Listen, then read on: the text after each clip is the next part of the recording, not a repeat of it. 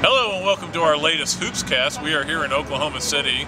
Kevin, this is my third straight year here. 2 for softball, 1 for basketball. It's amazing how they keep bringing me back here.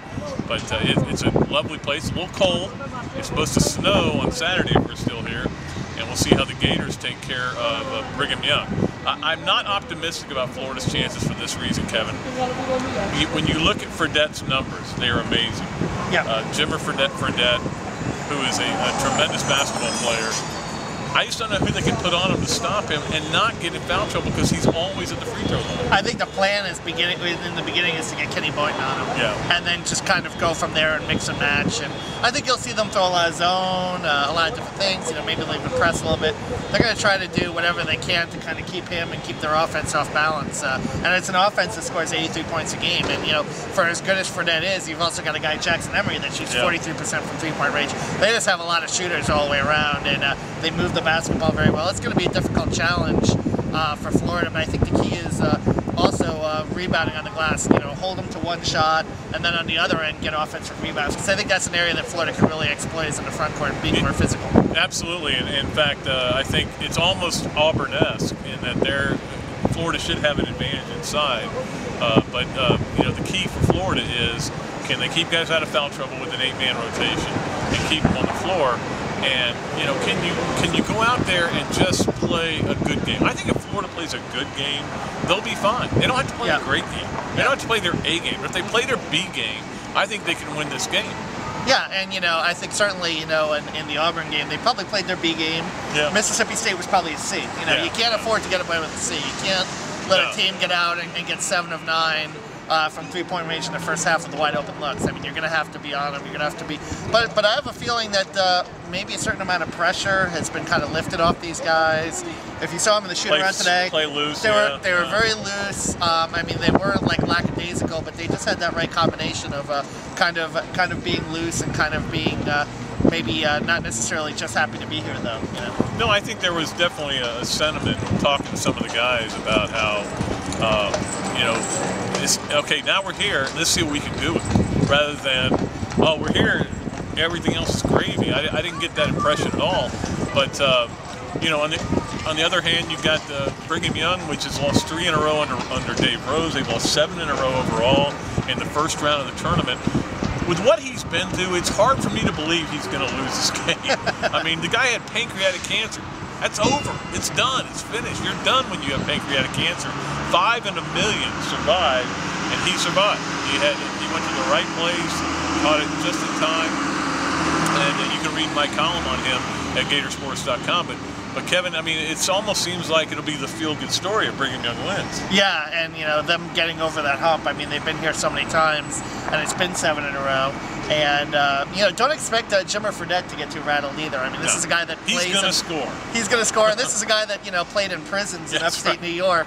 As we learned today, because he had a friend of the family that got him into prisons. He used to bet cigarettes over the guy, and he would have some convicts cheer for him. But he's a guy that's not going to get rattled easy. They have the tournament experience coming in compared to Florida. But Florida does have Billy Donovan on the bench, obviously. 22-7. An excellent coach and somebody that has the NCAA tournament experience. So it'll be interesting to see what kind of wisdom he passes down to these guys and maybe help them through certain situations throughout the course of the game.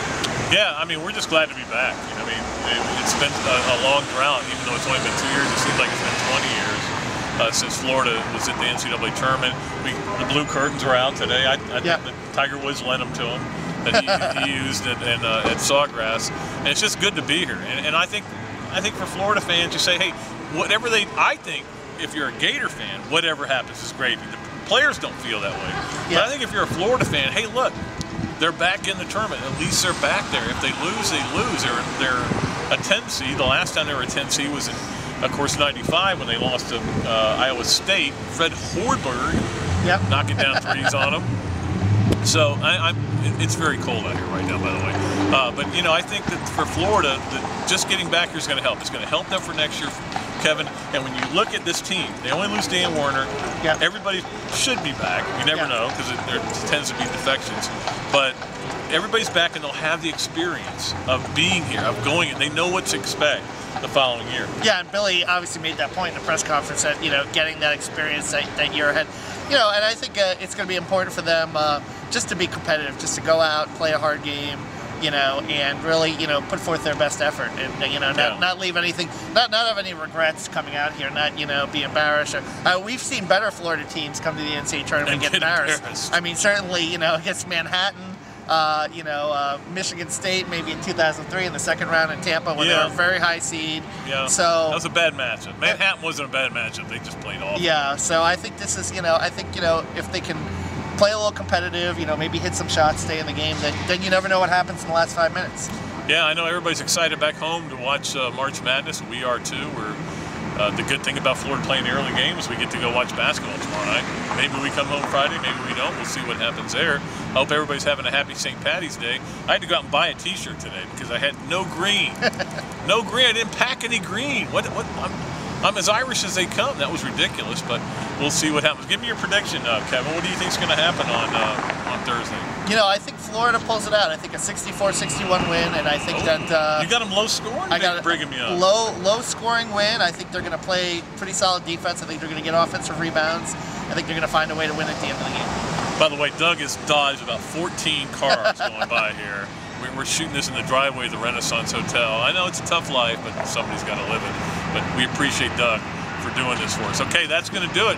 We will join you after the game on Thursday. We'll tell you what we thought about the Florida game against Brigham Young and how they fared. Until then, Kevin Brockway, Pat Dooley, so long from Oklahoma City.